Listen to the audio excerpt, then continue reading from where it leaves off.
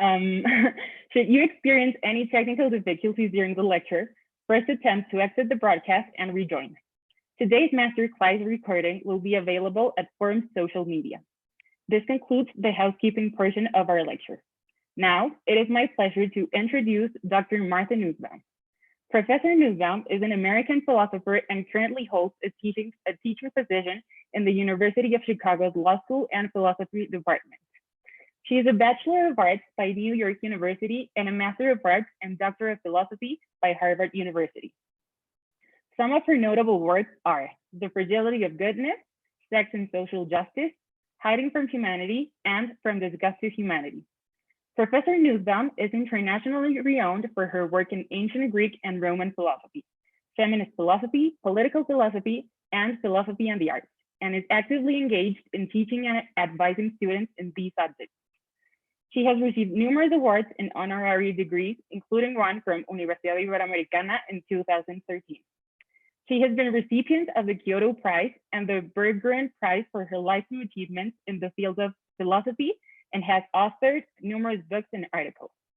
Without further ado, Dr. Nussbaum, you have the floor.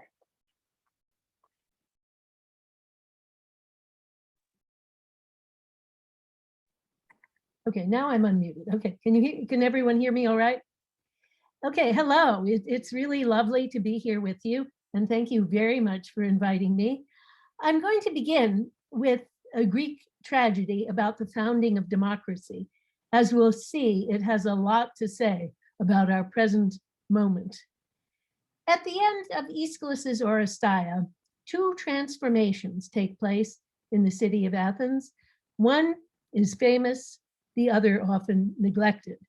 In the famous transformation, the goddess Athena introduces legal institutions to replace and terminate the cycle of blood vengeance, setting up a court of law with established procedures of evidence and argument, and a jury selected by lot from the citizen body of Athens. She announces that blood guilt will from now on be settled by law rather than by the Furies, the ancient goddesses of revenge. But the Furies are not simply dismissed. Instead, Athena offers them a place of honor beneath the earth in recognition of their importance for the health of the city. Now, typically, this move of Athena's is understood to be a recognition that a democratic legal system must incorporate and provide a home for the retributive passions. These passions themselves remain unchanged. They simply have a new house built around them. The Furies agree to accept the constraints of law, but they retain an unchanged nature, dark and vindictive. That reading, however, ignores the second transformation, which is a transformation in the nature and the character of the Furies themselves. As the drama begins, the Furies are described as repulsive and horrifying. They're said to be black, disgusting. Their eyes are said to drip a hideous liquid. Apollo even says that they're vomiting up clots of blood that they've swallowed from their prey. They belong, he says, in some barbarian tyranny where cruelty reigns. Nor, when they wake up, do the Furies give the lie to these grim descriptions. As the ghost of the murdered Clytemnestra calls them, they don't even speak, but they simply make animal noises, moaning and whining. When they do begin to speak, their only words are, at first, get him, get him, get him, get him, get him, as close to a predator's hunting cry as the genre allows. As Clytemnestra says, in your dream you pursue your prey and you bark like a hunting dog hot on the trail of blood. If the Furies are later given poetic speech, as of course the genre demands, we are never supposed to forget this initial characterization. What Aeschylus has done is to depict unbridled retributive anger. It is obsessive, destructive, existing only to inflict pain and ill. So unchanged, these Furies could not be at the foundation of a legal system in a society committed to the rule of law. You don't put wild dogs in a cage and come out with justice. But in fact, the Furies do not make the transition to democracy unchanged.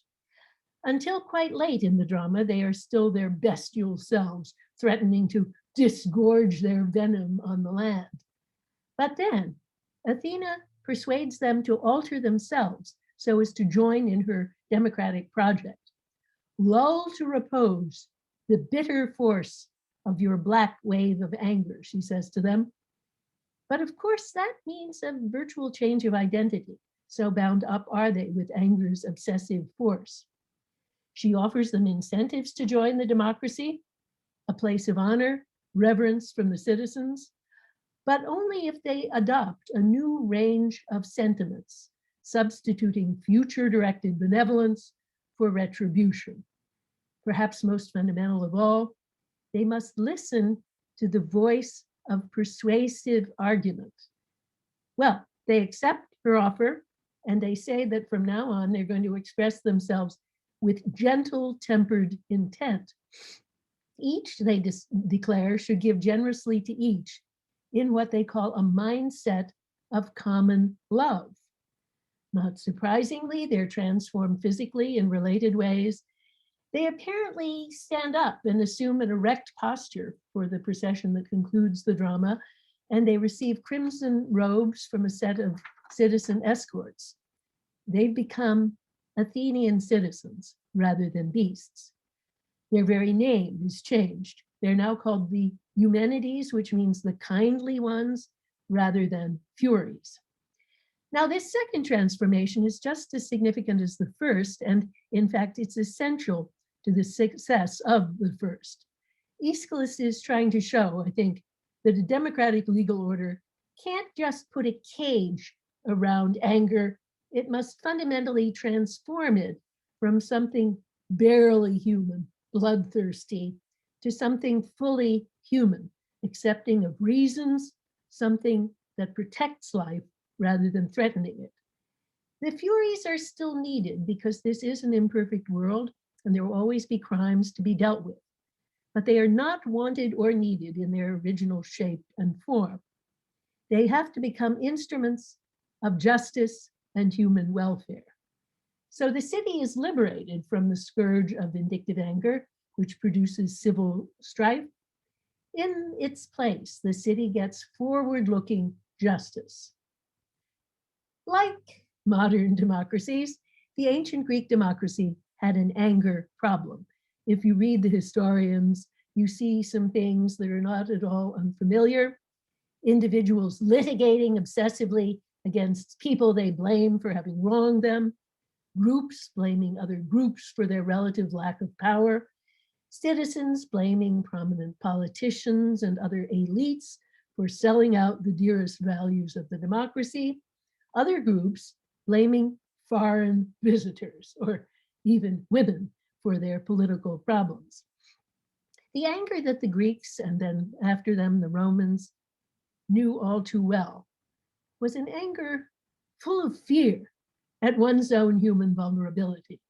The Roman philosopher Lucretius even says that all political anger grows out of fear, the terror of each human infant who, he says, comes into the world completely helpless and, unlike all the other animals, can do nothing on its own to preserve its life. Lucretius says that as life goes on, this vulnerability continues and even increases because the awareness that we're going to die hits us hard at some point, making us realize that we're helpless with respect to the most important thing of all. This fear, he says, makes everything worse, leading to political problems to which I'll return. But for now, let's focus on anger. The Greeks and Romans saw a lot of anger around them, but as classical scholar William Harris shows in a fine book called Restraining Rage, they did not embrace or valorize anger. They did not define manliness in terms of anger, and indeed, as with those Furies, they tended to impute it to women whom they saw as childlike and lacking in rationality. However much they felt and expressed anger, they also waged a cultural struggle against it. seeing it as destructive of human well-being and democratic institutions. The first word of Homer's Iliad is anger, the anger of Achilles that, as Homer says, brought thousandfold pains upon the Achaeans. And the Iliad's hopeful ending requires Achilles to give up his anger and to be reconciled with his enemy Priam, as both acknowledge the frailty of human life. I believe that the Greeks and Romans are right. Anger is a poison to democratic politics, and it's all the worse when it's fueled by a lurking fear and a sense of helplessness. I'm going to conclude that we ought to resist anger in ourselves and in our political culture. But that idea is radical and evokes strong opposition. For anger, with all its ugliness, is a popular emotion. Many people think it's impossible to care for justice without anger against injustice, and that anger should be encouraged as part of a transformational process. Many also believe that it's impossible for individuals to stand up for their own self-respect without anger, that someone who reacts to wrongs and insults without anger is spineless and downtrodden. Nor are these ideas confined to the sphere of personal relations. The most popular position in the sphere of criminal justice today, at least in the US, is the position called retributivism, which is the view that the law ought to punish criminals in a manner that embodies the spirit of justified anger. So we have that issue, but we still might persist in our Aeschylean skepticism for a bit, remembering that recent years have seen 3 noble and successful freedom movements, all conducted in a spirit of non-anger. Those of Mohandas Gandhi, of Martin Luther King Jr., and of Nelson Mandela. Surely people who stood up for their own self-respect and that of others, and who did not acquiesce in injustice.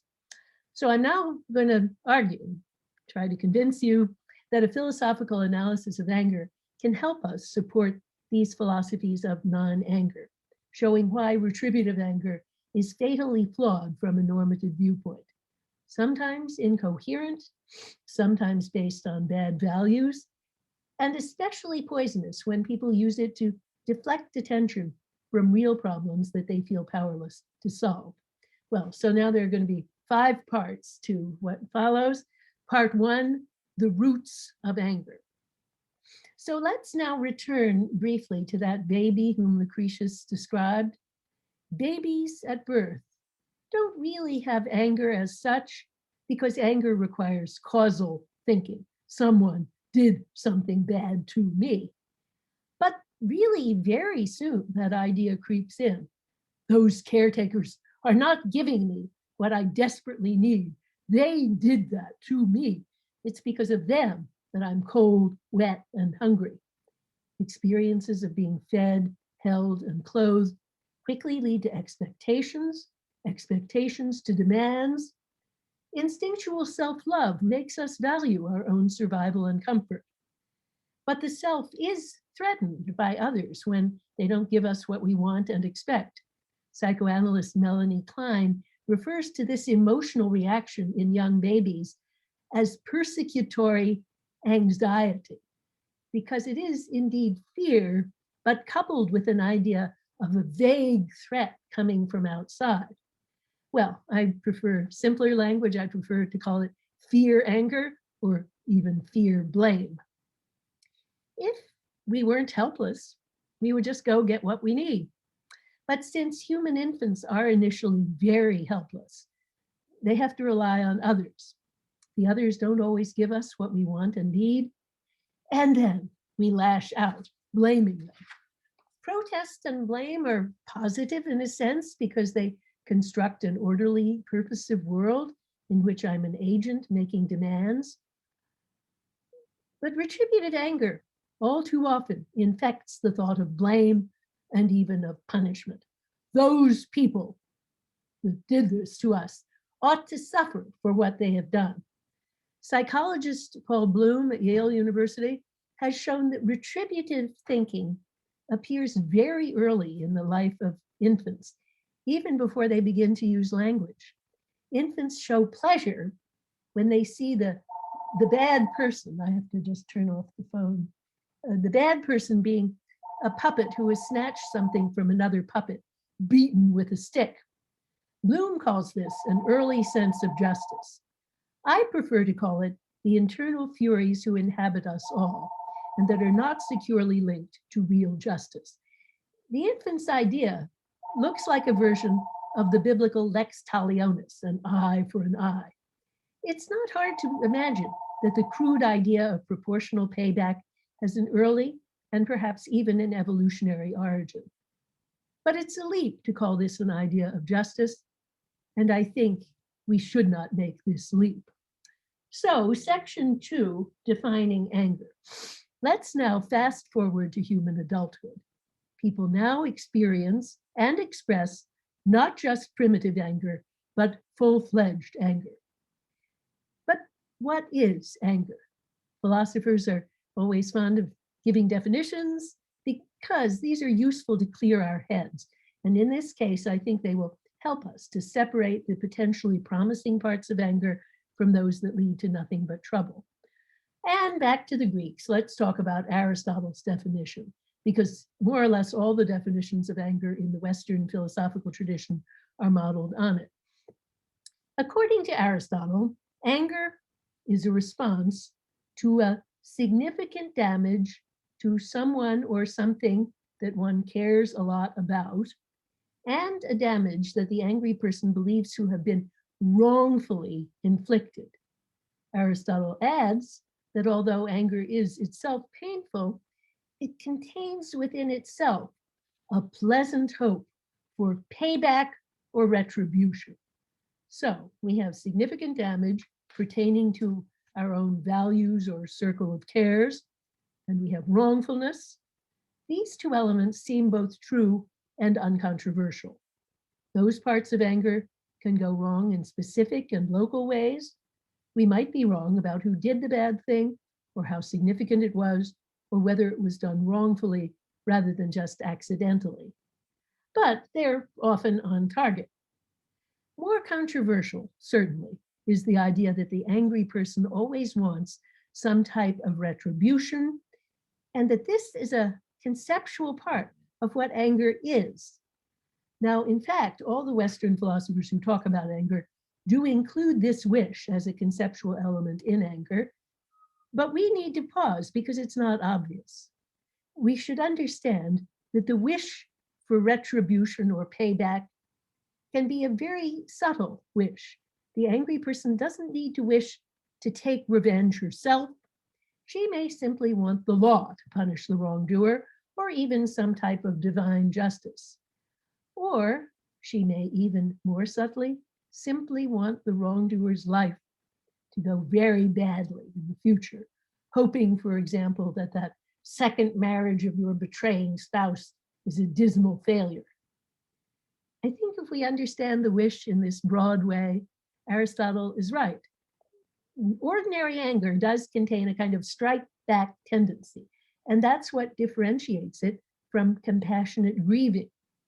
Contemporary psychologists who study anger empirically agree with Aristotle in finding this double movement in it, from pain inflicted to hope for payback. We should understand, however, that the two parts of anger can come apart. We could feel outrage at the wrongfulness of an act or an unjust state of affairs without wanting payback for the wrong done to us. I'll be arguing that the outrage part is personally and socially valuable when our beliefs are correct. We need to recognize wrongful acts and we need to protest them, expressing our concern for the violation of an important norm. And there's one species of anger, I think, that's completely free of the retributive wish. Its entire content is, how outrageous that is, something must be done about that. I call this kind of anger transition anger because it expresses a protest, but it turns to face forward. It gets to work finding solutions rather than dwelling on the infliction of retrospective pain. Think about parents and children. Parents often feel outrage when they see their children acting wrongfully. They want to protest the wrong, and they want somehow to hold the child accountable. But usually they avoid retributive payback. They rarely think, at least today, now you have to suffer for what you have done, as if that by itself was a fitting response.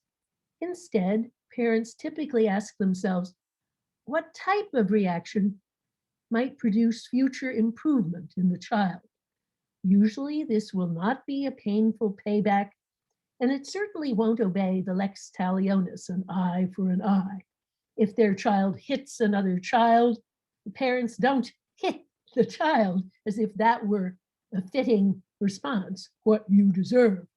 Instead, they choose strategies that are firm enough to get the child's attention and that express clearly that and how what the child did was wrong, and they give positive suggestions for the future.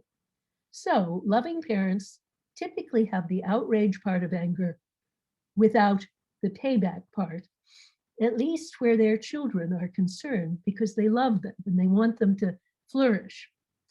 This will be a clue to my positive proposal for democratic society, where I fear we do not always love our fellow citizens. Retributive wishes, however, are a deep part of human nature, fostered by some parts of the major religions and by many societal cultures, although they have also been denounced by religious and social radicals, from Jesus and the Buddha to Mohandas Gandhi. They may have served us well in a pre-social condition, deterring aggression, but the idea that pain is made good or counterbalanced by pain, though extremely widespread, is a deceptive fiction. Killing the killer does not restore the dead to life, although the demand for capital punishment is endorsed by so many families of victims as if it did somehow set the world to rights. Pain for pain is an easy idea, but it's a false lure, creating more pain instead of rectifying the problem. As Gandhi is supposed to have said, an eye for an eye makes the whole world blind. The wish for payback arises in all kinds of situations. Think about divorce. Betrayed spouses often feel entitled to seek punitive divorce settlements and child custody arrangements, as if that somehow were their due, and as if punitive payback somehow restored the balance of power or rescued their damaged dignity. But in real life, the function of payback is usually far less benign. Two people become locked in a struggle for pain, focused on the past, and often inflicting great collateral damage on children and on friends and family. In the end, the killer may, as people often put it, get his comeuppance. But what exactly does that achieve? Typically, it does not improve the litigant's life going forward, and she often becomes closed to other possibilities by focusing obsessively on the past. She may become bitter and unpleasant. Retaliation is ugly, as Aeschylus shows in his portrait of the Furies. What the payback seeker wants, really, is happiness and self-respect. Payback by itself never achieves that, and it usually makes the world a lot worse for everyone. But wait a minute, we all agree, don't we, that wrongful acts, if they're serious, ought to be punished. And punishment is typically painful. Yeah, we should agree that punishment is often useful, but why and how? We could see punishment in a purely retributive spirit as payback for what has already happened. That's the attitude that I've been criticizing, and it does great social harm, creating a gruesome pile on the misery strategy, as if that really addressed the damages of crime. But there's a better attitude, more like that of the loving parent in my example. We might try to look to the future and prepare a better society, using punishment to express the value that we attach to human life, to deter other people from committing that sort of crime, and we hope deterring the individual from committing another crime like that. If we think that way, however, trying to improve the future, we probably will have a lot of other thoughts before we get to punishment. Like that good parent, we'll think that people don't do wrong nearly as often if they're basically loved and respected, if they have enough to eat, if they get a decent education, if they get health care, and if they foresee a future of opportunity. So thinking about crime will normally lead us in the direction of designing a society in which people have fewer incentives to commit crime. When they do, despite our best efforts, then we take that seriously for the sake of the future. There's one more part to Aristotle's definition that I've left out until now. He says that anger is always a response not to any old kind of damage, but only to the kind that he calls a down ranking or diminution. This, I think, does not seem to be true all the time. I can get angry at wrongs done to other people without thinking of them as a down ranking of myself. Later philosophers hold on to the other parts of Aristotle's definition, but they drop that restriction. Anger can be a response to any kind of wrongful injury. Still, let's consider Aristotle's idea a little further, because it does cover surprisingly many cases of anger, as empirical research today emphasizes. This diminished status idea is important because it's the one case, I think, when payback really gives you what you want. If what you are focused on is not the murder or the rape or the theft, but only the way it has affected your relative status in the social world, then by pushing the wrongdoer relatively lower, you do automatically push yourself up relatively higher. And if relative status is the only thing you care about, you needn't be worried that the underlying problems caused by the murder, rape, or whatever have not been addressed. Many, many people think this way. And that may help explain why payback is so popular and why people do not quickly conclude that it's an empty diversion from the task of fixing the future. Well, but what is wrong with that status idea? Focus on relative status was very common in ancient Greece. Indeed, that was the explanation of Achilles' anger, because Agamemnon had insulted him by taking away his woman. Focus on relative status was common as well at the founding of the United States, as Lin-Manuel Miranda's brilliant Hamilton reminds us all. Elaborate codes of honor and status led indeed to constant status anxiety and to many duels responding to purported insults. What's wrong with the obsession with status is that life is not all about reputation. It's about more substantial things, about work, love, justice, family, creation. We all know people today who are obsessed with what other people think of them, who constantly scan the internet and social media to see who's been insulting them. Social media, in fact, I think have magnified the problem as more and more parts of our lives are available to be liked or not liked by other people. As we live more and more in the lives of others, more and more of our lives come in from ranking, up or down. But isn't this obsession with status a sign of insecurity? And doesn't it actually feed insecurity, since the person who scans the world for the signs of disfavor is certain to find many? Equally important, isn't this obsession with status a diversion from more important values? Notice that the obsession with relative status is different from a focus on human dignity or self-respect, since dignity belongs to everyone and people are equal in dignity. So dignity doesn't establish a hierarchy, and nobody would be tempted to think that inflicting humiliation on another person would increase your human dignity. Dignity, unlike reputation, is equal and inalienable. So, to summarize, We've seen now 3 ways that anger can lead us astray. Number 1, the obvious errors. Anger can be misguided and guide us badly if it's based on wrong information about who did what to whom, about whether the bad act was really done wrongfully rather than accidentally, and also if it's based on a confused sense of importance. Number 2, the status error. We also go wrong, I claim, if we think that relative status is hugely important and we focus on that to the exclusion of other things. This error is really a case of mistaking the importance of a particular value, but it's common enough that I give it a separate place. Number 3, the payback error.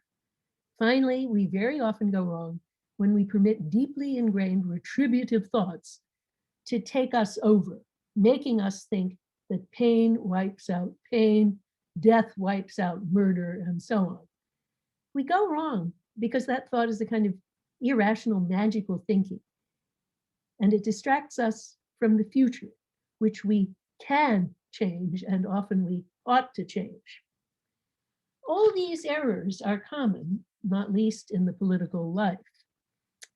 But here's now section 3, the 4th error in anger, helplessness and the just world. But there's more. We impute blame often, even when there's actually no blame to be apportioned. The world is full of painful accidents. Sometimes a disaster is just a disaster.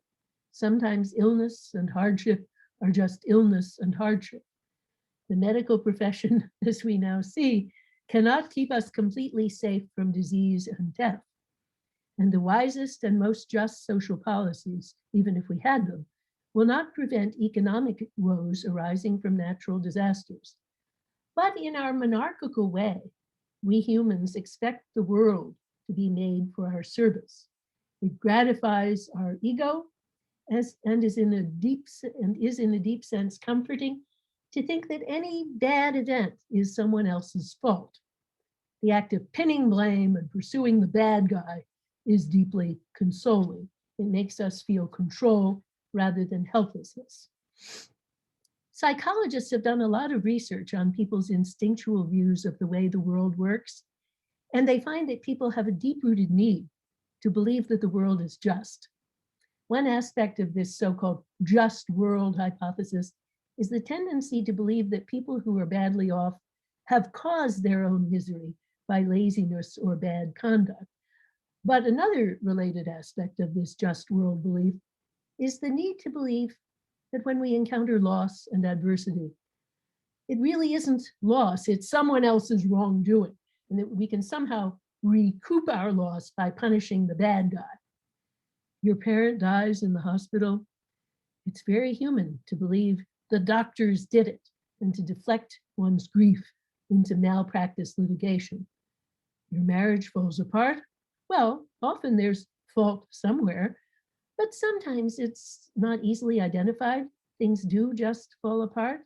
Still, it's very human to fix blame on the so-called bad spouse and to try to crush that person with litigation. It makes life look more intelligible, the world look more just. Economic woes are sometimes caused by an identifiable person or person's malfeasance, and sometimes by clearly stupid or unfair policies. But more often the cause is obscure and uncertain. We feel bad saying that. It makes the world look messy and ungovernable. So why not pin the blame, as the Greeks so often did, on groups that are easy to demonize? In place of their rhetorical category of barbarians, we might focus blame on immigrants or women entering the workplace, or on minorities of other kinds. The famous 18th century witch trials in Salem were once thought to be the result of group hysteria among teenage girls, but now we know that a preponderant number of the witch blamers were young men entering adulthood, afflicted by the usual woes of an insecure colony in a new world: economic uncertainty, a harsh climate, political instability. How easy, then, to blame the whole thing on witches, usually elderly, unpopular, unattractive women who could easily be targeted and whose death brings a temporary satisfaction to the mind. Our earliest fairy tales have this same structure. Hansel and Gretel wander out into the woods to search for food. Their problem is hunger, compounded by the fact that their parents have to work at menial jobs and they have no time to take care of the children. But the story tells us that these very real problems are unreal, and that the real problem is a witch who lives in the woods and who turns children into gingerbread. Red Riding Hood goes to visit her grandmother walking through the woods alone. Now, the real problem in this story is aging and lack of care. The family lives far away and grandmother is not doing well. But quickly the story deflects our attention. The problem is not this difficult, perpetual human problem requiring a structural solution. It's just a single wolf who has broken into grandmother's house. In both stories, when the ugly villain is killed, the world is just fine. Our love of an orderly universe makes these simple fictional solutions tempting. It's hard to wrap our minds around complicated truths, and it's far easier to incinerate the witch than to live with hope in a world that is not made for human delectation. Section 4, anger, child of fear. Anger is a distinct emotion with distinctive thoughts. It looks manly and important, not at all timorous. Nonetheless, it is, I say, the child of fear. How so? Well, first of all, if we were not plagued by great vulnerability, we would probably never get angry. Lucretius imagines his gods as beings who are perfect and complete, way beyond our world, and he says, they are not enslaved by gratitude, nor are they tainted by anger. If anger is a response to a significant damage inflicted by someone else, on you or on someone or something you care about, then a person or being who is complete, who cannot be damaged, has no room for anger. In fact, Judeo-Christian pictures of divine anger imagine God as loving humans and therefore as deeply vulnerable to their misdeeds. Now, some moral reformers have urged us to become like Lucretius's gods. The Greek and Roman Stoics thought that we should learn not to care at all about what they called the goods of fortune. That is to say, anything that can be damaged outside our own control. Then they say, well, we'd lose fear, and in the bargain, we'd also lose anger. Gandhi's views were actually very close to those of the Stoics. The problem, however, is that in losing fear, we also lose love. There's nothing that makes us more vulnerable than loving other people or loving a country. So much can go wrong.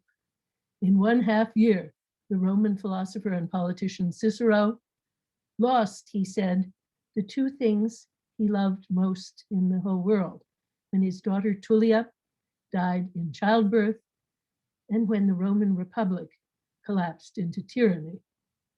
Even though his friends thought his grief was excessive and urged him to be a proper Stoic, he told his best friend Atticus that he could not stop grieving, and what's more, he did not think he ought to. Taking the measure of love fully means suffering. So the solution that wipes out both fear and anger with one stroke is not one that we should accept. Keeping love means keeping fear. And though it does not necessarily mean keeping anger, it makes it a lot harder to wage a successful struggle with anger.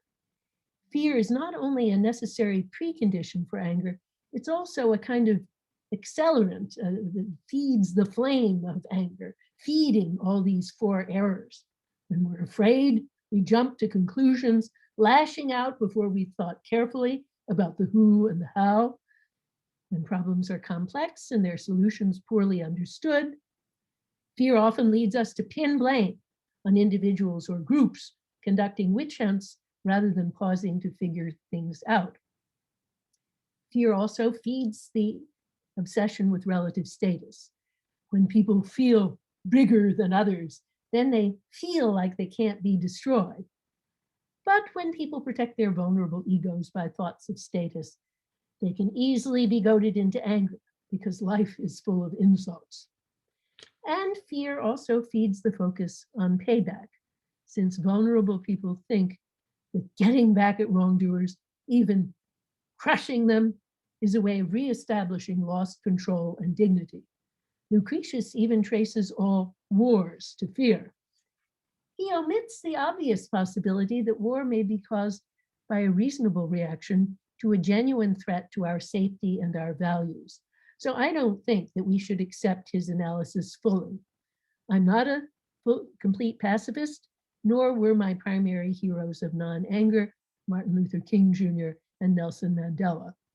Gandhi, I think, made a large mistake by endorsing total pacifism. But even just wars, as I think the Second World War actually was, are often marred by zeal for the blood of the aggressor.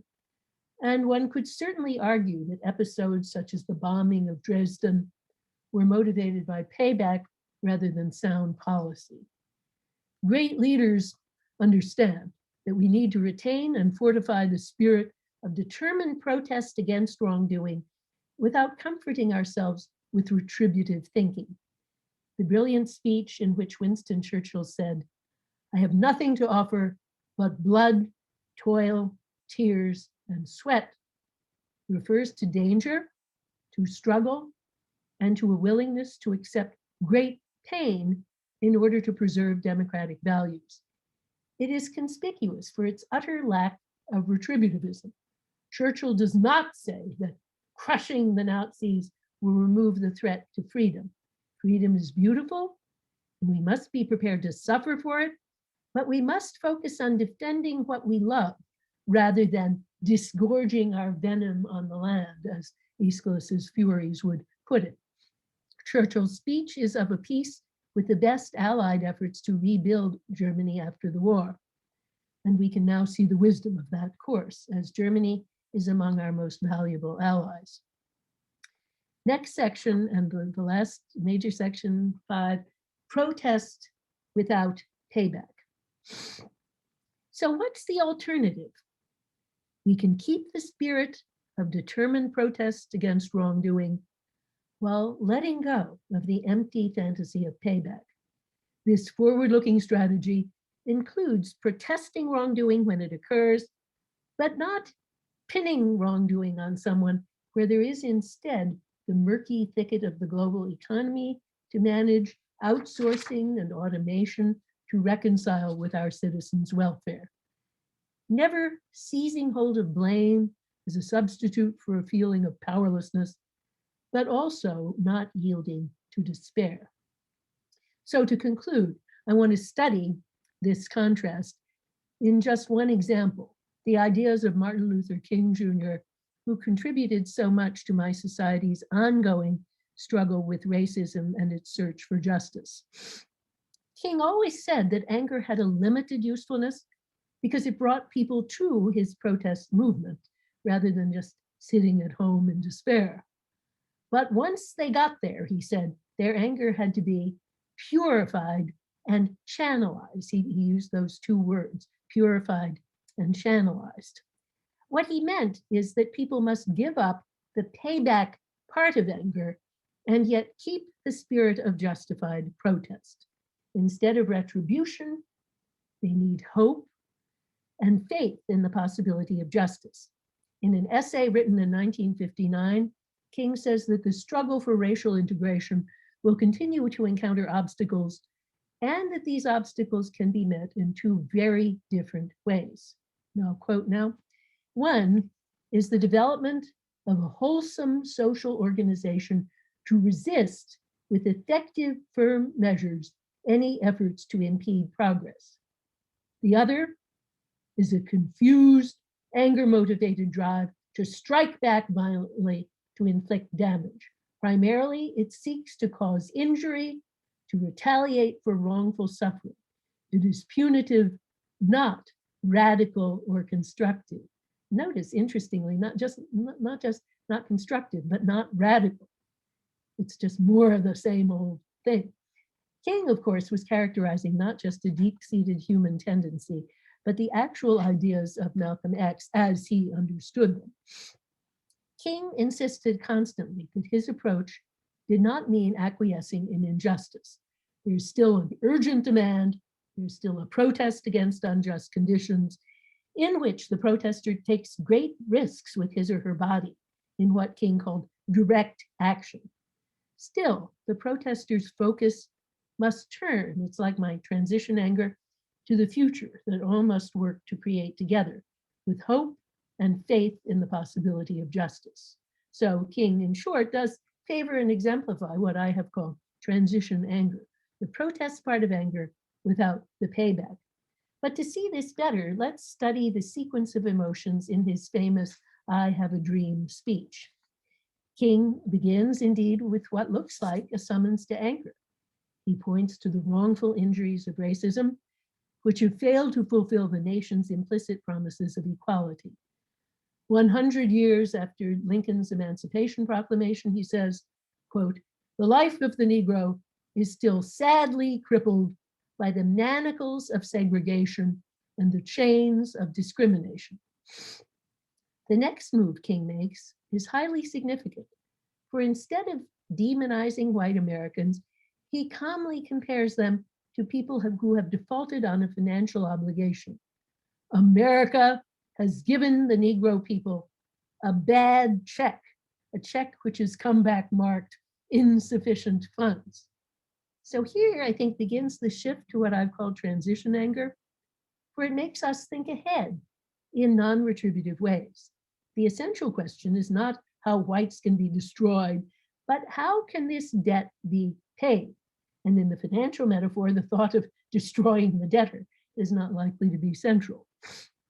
The future now takes over as King focuses on a time in which all may join together in pursuing justice and honoring obligations.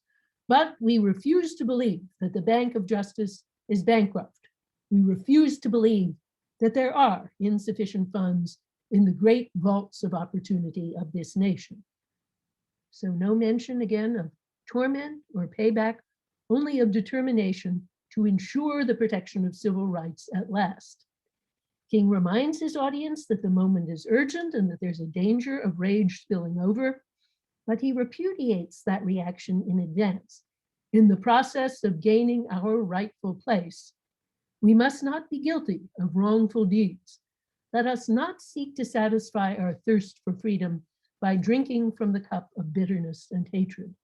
Again and again, we must rise to the majestic heights of meeting physical force with soul force.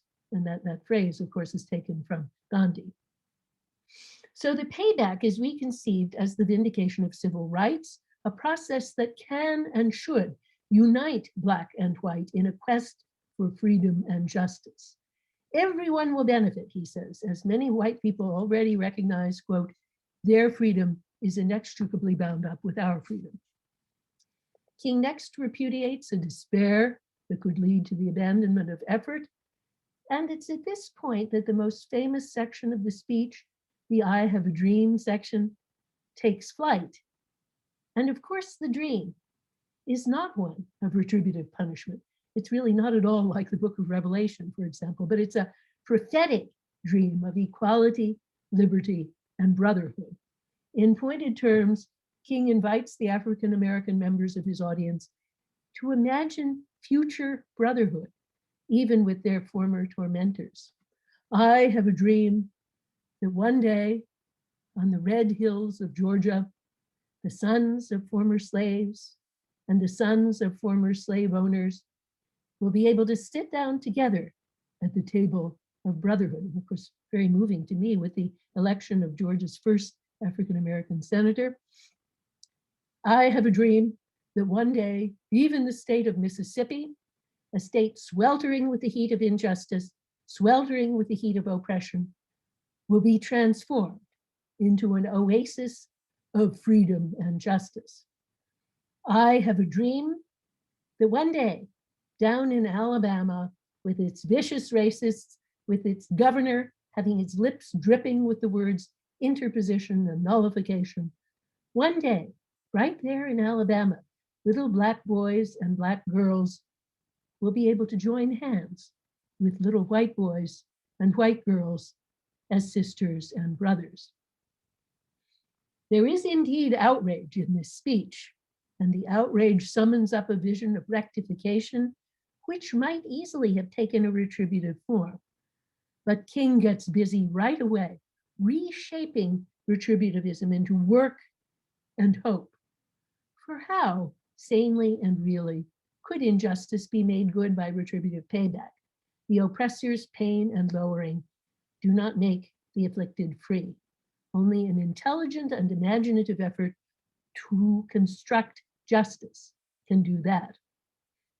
Now, it might seem strange to compare King to Aeschylus, but it's actually not strange at all, given King's vast learning in ancient literature and philosophy. He's basically saying, I think, the same thing. Democracy must give up the empty and destructive thought of payback and the furies and move toward a future of legal justice and human well-being. King's opponents portrayed his stance as weak. Malcolm X said sardonically it was like having some coffee that had had so much milk poured into it that it was white and cold and didn't even taste like coffee. But that was wrong. King's stance is strong, not weak. He resists one of the most powerful of all inherited human impulses, the retributive impulse for the sake of a shared human future. One of the trickiest problems in politics is to persist in a determined search for solutions without letting our fear deflect us onto the path of anger's errors. The idea that Aeschylus and King share is that democratic citizens should face with courage the problems and, yes, the outrageous injustices that we encounter in political and social life. Lashing out in anger and fear does not solve the problems. Instead, it leads, as it did in both Athens and Rome, to a spiral of retributive violence. Lucretius tells a grim story of human anger and fear gone wild. He imagines a world not unlike his own, in which insecurity leads to acts of aggression, which don't really quiet the insecurity. At the time when he wrote, the Roman Republic was collapsing, and insecurity mounting everywhere would shortly give way to tyranny. In an effort to quiet the fear, he imagines, people get more and more aggressive until they think up a new way to inflict the maximum damage on enemies, putting wild beasts to work in the military. They even tried out bulls in the service of war. They practiced letting wild boars loose against their enemies. They even used fierce lions as an advance guard, equipped with a special force of armed and ferocious trainers to hold them in check and keep them in harness. It was no use. The lions, hot with blood, broke ranks wildly, trampled the troops, tossing their manes, and then he goes on in a poetic tour de force for another 30 lines, imagining the carnage that the animals unleash. Then he pulls back. Did this really happen, he says? Well, maybe it happened in some other world way out in space. And what, he says, did those science fictional people want to accomplish? To inflict great pain on their enemies, even if it meant that they themselves would be destroyed. Lucretius's point is that our retributive emotions are those wild beasts. People may think anger a powerful weapon, but it always gets out of hand and turns back on us. And yet, worse, half the time, people don't even care. They're so sunk in retributive fantasies that they prefer to accomplish nothing so long as they make those people suffer. His grim science fiction fantasy reminds us that we'll always defeat ourselves in democracy, so long as we let ourselves be governed by fear, anger, and the politics of blame. There is a better alternative. Aeschylus knew it, and King both knew and lived it, indeed died for it. Making a future of justice and well-being is hard. It requires self-examination, personal risk, searching critical arguments, and uncertain initiatives to make common cause with our opponents in a spirit of hope and what we might call rational faith. It's a difficult goal, but it's that goal that I'm recommending for both individuals and institutions. Now, we urgently need to try to make it a reality. Thank you very much. I'm eager to take your questions.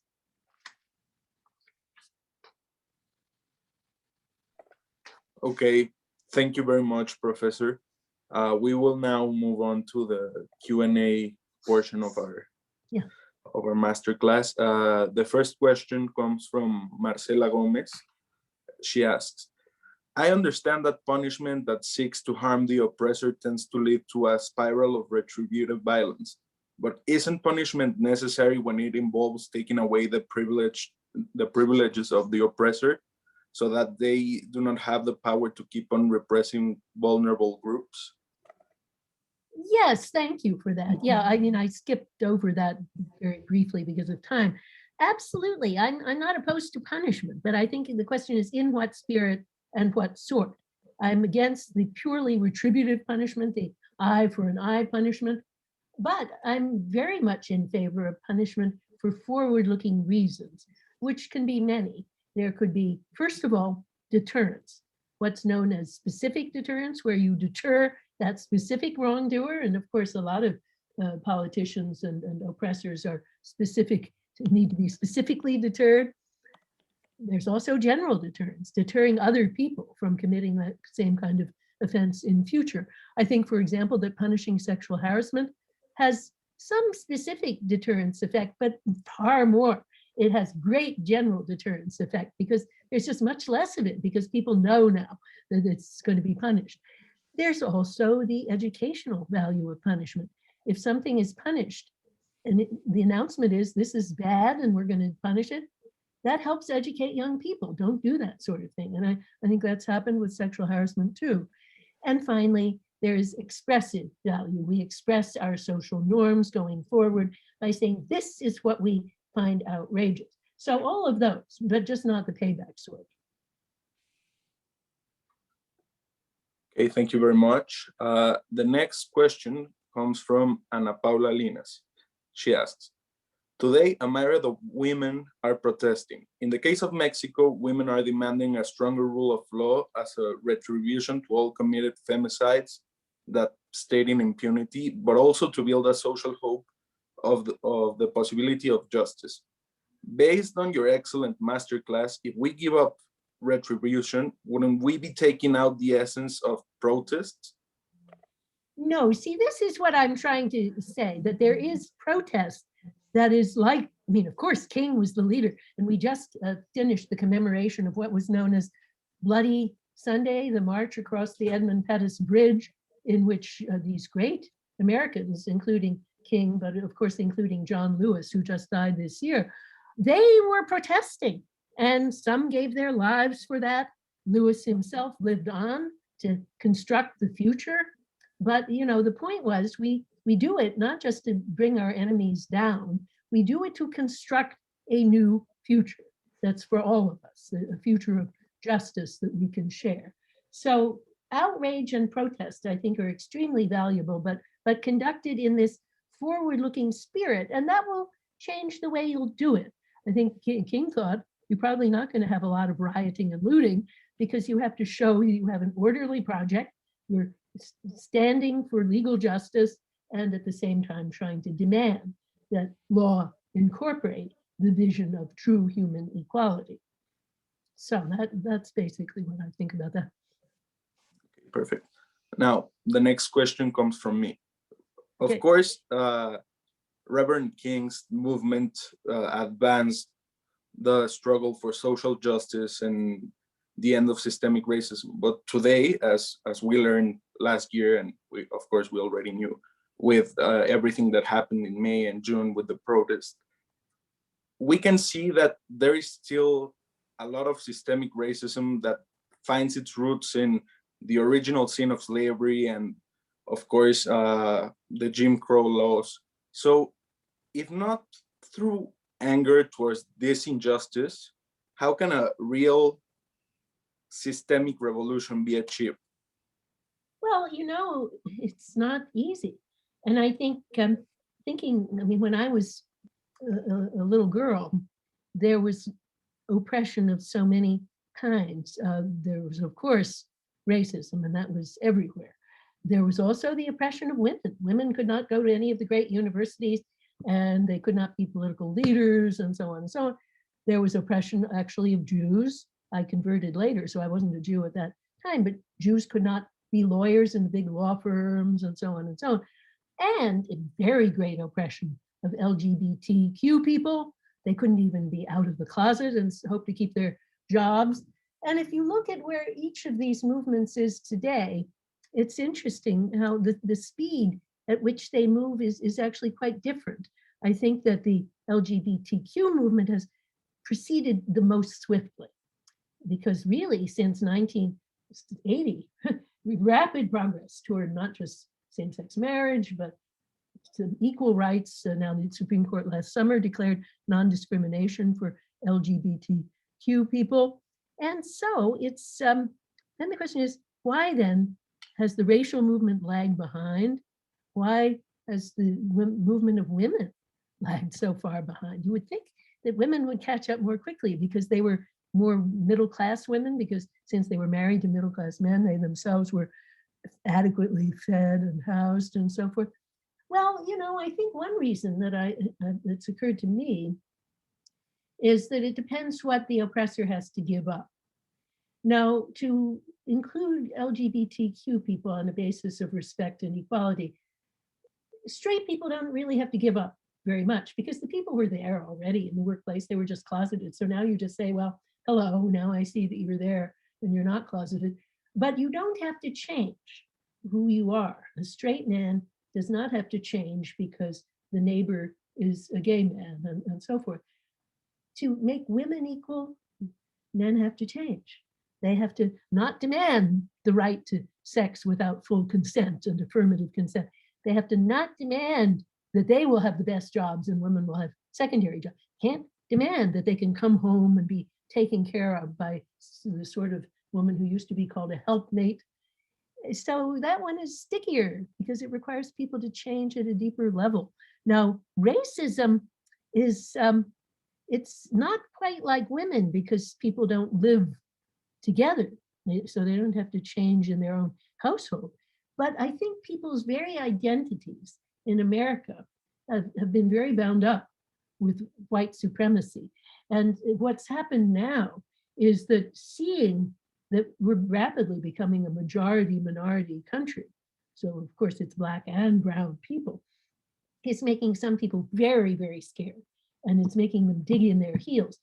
But it's not like 1965 when King spoke, not at all, because we have a vice president who is African American as well as Asian American. We have so many people in government at all levels, which was not the case in 1965.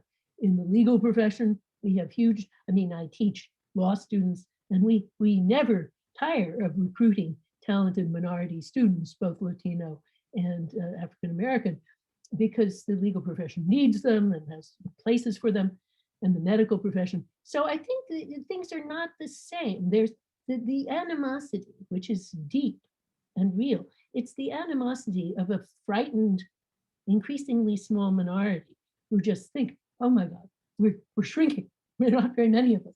And the kind of outdated, paranoid thinking in the conspiracy movement it's just, it boggles the mind because it uses tropes that haven't been heard from for, you know, decades, like even anti-Semitic tropes, like this woman, Marjorie Taylor Greene, who says that the wildfires in California were started by a laser beam sent down by the Rothschilds. I mean, I had not heard of the Rothschilds being named in any context. You know, it's harks right back to the Nazi era. So I think they're just cobbling together a weird kind of paranoid fantasy from remnants of other eras. And it's, I think, a movement that's very dangerous because, of course, they can do great harm by violence. But the number of people actually involved in it is not so large. But they're desperate because they're losing and they see that they're losing. So each thing is different, and we just have to ask about each problem. What is the next step that we really need to take to make progress on that problem? Thank you very much. Now, Constanza, I understand you have a question. Yes, thank you very much, Dr. Nussbaum. I would like to thank you, first of all, for being here with all of us. I have one of your books right here, Here's nice. Justice. Yes. And my question is regarding what's the role of justice, if at all, regarding fear and anger in terms of democracy? How is it different from payback? Well, I mean, justice has a vision of the goal we should be striving to achieve. And in my version, it's defined in terms of the 10 capabilities, securing at the very least, at the very minimum, a threshold level of all these 10 capabilities. So that's the goal. And then we then have to ask, well, how do we get to that goal? And which emotions can help us? Which emotions can hurt us? Now, I think most emotions are not all help or all hurt. I mean, fear is very mixed. Fear is sometimes helpful when it's, fear of a terrible disease that motivates us to take public health actions that are good. But of course, fear can be irrational and bad also. So with fear, we have to really sort out what's the thinking involved in each particular kind of fear and which kinds do we want to keep. I think that anger, most of anger, the retributive kind, is not helping us get to justice.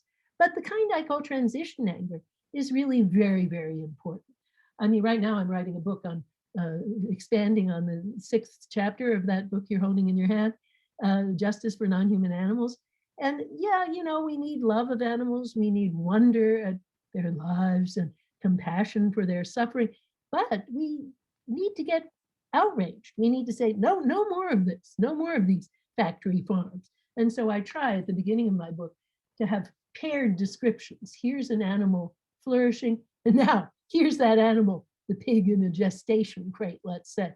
And, the attempt is to motivate all three of those emotions: wonder at the animal, a kind of wondering love, a kind of compassion at what the animal suffers, but then also want people to get mad in a certain sense, that is transitioning. I don't want them to just get retributive and go out and kill the factory farming people. That doesn't do any good at all. But I think what we need to do is, as a social movement, come together and change and make things different. And so, that's that example, but I think everything's like that. Now, another emotion that I think is very rarely helpful, almost never helpful, is disgust. I've talked about that quite a lot in my work. I think disgust is an emotion that expresses a hatred of our bodies and their vulnerability. And really, its objects are usually bodily waste products, which we think of as, oh, let's keep that far away from us. Ooh, But then in a second step, human beings very often project those disgust properties, such as bad smell, hyperphysicality, hypersexuality, onto another group of humans, and then they use the alleged animal nature of these people as an excuse to subordinate them further. So that is a kind of emotion that I think is not any good at all. The only use I can see for disgust is in a very limited domain. Like if you smell some milk and you have a disgust reaction, that's probably a pretty good reason to throw the milk away, the purely physical kind of disgust. But it's not even that reliable. It doesn't reliably track things that are really harmful, as the research has shown. I mean, if you tried to sort out which mushrooms are poisonous and which ones are non-poisonous using disgust, you would be dead by now, because the poisonous ones are just as attractive and good looking and good smelling as the non-poisonous ones. So anyway, disgust is very rarely, if ever, useful. Now then there are others, such as compassion. I think compassion is often very, very helpful because it's been shown experimentally to motivate helping action. But the question is, toward whom? How broad does it extend? So this is where principles of justice have to have a dialogue with compassion. We want to say, no, don't stick to compassion for your own family and people who look like you. Your political principles tell you that we're all equal and we all have equal entitlements. So in my book, Political Emotions, I envisage a dialogue between normative principles of justice and the cultivation of the broadening of emotions such as compassion and love. So I think that dialogue is essential because in terms of our evolutionary heritage, like all animals, we're narrow. We like people that look like us. We don't like people who don't look like us. So our compassion is flawed in that same way until it's educated and educated by good principles. I think I'll stop there and see if you have any follow-up. Is there anything I haven't answered sufficiently?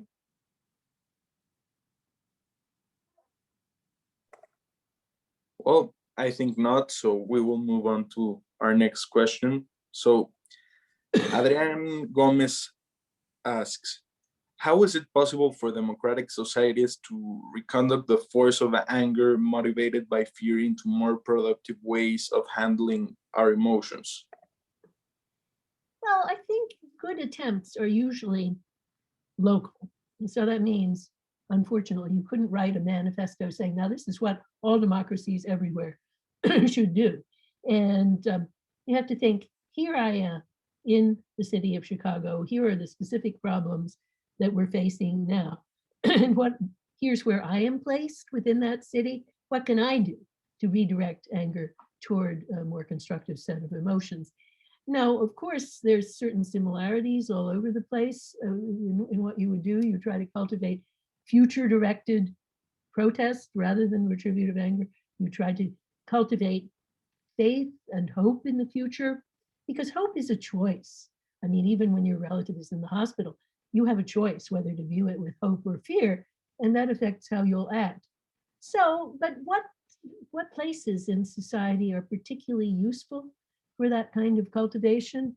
Well, I think the arts are enormously important, really, because arts can get to people when they're skeptical or cynical about politics. And most people think by now, oh, all politicians want to do is to get elected and so forth. But the arts really get through to the heart, to the heart. And I think this is why something like Miranda's Hamilton was so important, because you could turn it into a sermon. You could say, well, this is about how if you want to create a democracy, you should devote your attention to creation and to justice and not to one-upmanship and status focus and so on. But instead, he embodies these ideas brilliantly in the persona of Hamilton, who is creative and who is recognized by George Washington as standing for the creation of a republic, and then Aaron Burr, who is empty, and he only wants to be better than the other person. He wants to be in the room where it happens. And of course, that has to be embodied in turn by brilliant actors. I think Leslie Odom Jr. really did democracy a tremendous service by his brilliant portrayal of Aaron Burr. And, hopefully people see that, and so many kids that I know have memorized the whole libretto of that. Even before they got a chance to see it, they've listened to it and they've memorized all the lyrics. And I think this makes a difference, because then it sticks in your head and everyone remembers those lyrics. I myself am a fan of opera and classical music, but I can't kid myself. That doesn't affect very many people. I wish it did. I wish there were more people who went to the opera, because we're doing really great things with race and gender now at Lyric Opera of Chicago. I write program notes, but I'm also involved in programs on things like misogyny in opera, and the great tenor Larry Brownlee does programs about race. So, but that still is it's going to be a small audience. So we have to cultivate the arts in every domain. I've written before about the Chicago Children's Choir, which brings young people together across more than 80% below the poverty line, but brings them together across divisions of race and culture and gets them to produce music together. And that's even more powerful because they're actually mingling their breath with somebody else of different race who's standing next to them. Well, not right now. Of course, that's not permitted, but we know now that singing is one of the most dangerous things you could do in COVID time, precisely because it mingles the breath. But in any case, this is what makes the performing of works of art so powerful. If I were a school teacher, I would very much use theater and singing to get children on board. If you put on a play about, I don't know if you know who Rosa Parks was, but the woman who was protesting the segregation of the buses in the bus boycott, she was told to go to the back of the bus. So young white kid plays the part of Rosa Parks and is told, you get to the back of the bus. And they, to feel that in your own body, to feel the humiliation and the subordination. I think that should cultivate. Now, of course, then it could cultivate just a blind rage. But then, of course, the teaching has to then couple it with a vision of a shared future, which we ought to be working to create together. So it always needs a kind of guidance. And I think there are artworks that don't help. But of course, the arts are more likely, I think, to be allies of love than allies of blind rage. Sorry, this phone is ringing. I'll just pick it up and turn it off. There are a lot of robocalls at this time of year. Anyway, it's just, you got to figure out where you are. I think religion plays a big role. I do think, of course, that religion has sometimes fueled rage and oppression, but it has tremendous potential for compassion, for mercy, and for hope. In my city, the Chicago Black churches have been a major source of hope for people whose lives are really going badly, who gives them a place to come together, sing together, and pray together so that they can achieve a vision of hope. Very often you find that when some terrible racist kills Black people in a church, which has certainly happened, like Dylan Roof in South Carolina, the people of the church, right away, they say, well, we should not let this deflect us. We should forgive him and move onward and just not give way to revenge. And they must have gotten that habit because of what they learned from their pastor every week, So I think religion is a very big thing. And then, I'm a teacher, so I think what people learn in school, learning how to conduct a critical arguments, both in school and let's hope in university. And I do think the liberal arts kind of university education, which you people have, which I think the whole world should have, but the United States basically has it, but in the rest of the world, I think the Jesuit universities are the main place where you get a real liberal arts education, where everyone learns to conduct a critical argument. That's a tremendous weapon against blind rage because you're not going to so likely succumb to these terrible conspiracy theories if you learn to be critical and you study Plato's dialogues and you learn what a good argument is and what a bad argument is. I've read histories of people who briefly go into the conspiracy theory movement and then they come out again because they think there's something in them that is already got a critical habit. And they think critically and they say, is there really evidence for this? And so on. So I think that kind of education is very, very precious. You should be very pleased that you have it in your university and you should try to spread it beyond. Okay, thank you very much. And I do have to say that I am a big fan of the Hamilton references. Now, our next question comes from Fernanda Rosas. She asks, what can a state that has always been oppressed do to manage its situation without falling in obvious errors? A state that has always been oppressed? Yeah. oppressed by another country or something? I suppose that's the only thing the question Well, says. I mean, let me give you an example, which I love in a way, but now I'm very saddened by, which is India. It's a country I've spent a lot of time on. Now, at the time when the British Raj was about to leave India, they had gotten to the point of throwing out the British. There were very starkly different choices. There was a movement, the movement that's known as the Hindu right today, that said we should be retributive. We should get rid of we should kill the ones who dominated us, and we should kill Muslims. That was their big thing. And the man who killed Gandhi said, I mean, he unlike most murderers, he submitted a 150-page document to tell the world why he killed Gandhi. So we know. And the two reasons were that Gandhi didn't have the right ideal of masculinity. He was too weak because he wasn't retributive. And the other reason was he didn't want to kill Muslims. So those were his projects, to get angry and kill Muslims. Well, that was a very powerful movement, but Nehru, Gandhi, and their group around them managed to defeat it at that time and managed to build through with hope. And the Indian flag has this wheel at the center. It's the Buddhist wheel of law. They were very inspired by Buddhist values of nonviolence and non-anger. So, that lasted for 70 years, and now it's basically falling apart because that force of retributivism and violence was always lurking around, and it reared its head, and now bit by bit, it became more and more powerful.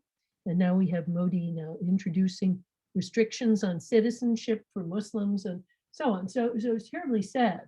And I guess if we had to ask what should have been done to stop that from happening, it's hard to know. And I think the first thing is that Nehru, Gandhi, that party had a terrible political failure. The party was corrupt. It's hopeless today.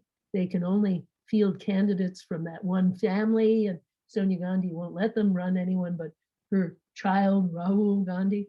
So that hopeless internal corruption is one big problem. There's no viable opposition. Another problem was a great failure in education. Nehru thought that really you didn't have to think about education in the humanities and in the arts because that wasn't useful. You needed only technical progress and economic progress. He himself loved poetry. He loved philosophy, but he just thought that was his hobby and it wasn't useful for the nation. And therefore, the whole domain of the arts and humanities got co-opted by the right in a very bad way. They set up these education programs after school for young boys that taught them a kind of angry arts, so to speak. And that just was a terrible educational failure. And there was a more fundamental failure because there's still about 50% literacy in the nation as a whole. So people can't be critical thinkers if they can't even read. So anyway, that's an example of first how to do it, but then how not to do it. And I think each nation has to think about all of these examples and say, where are we?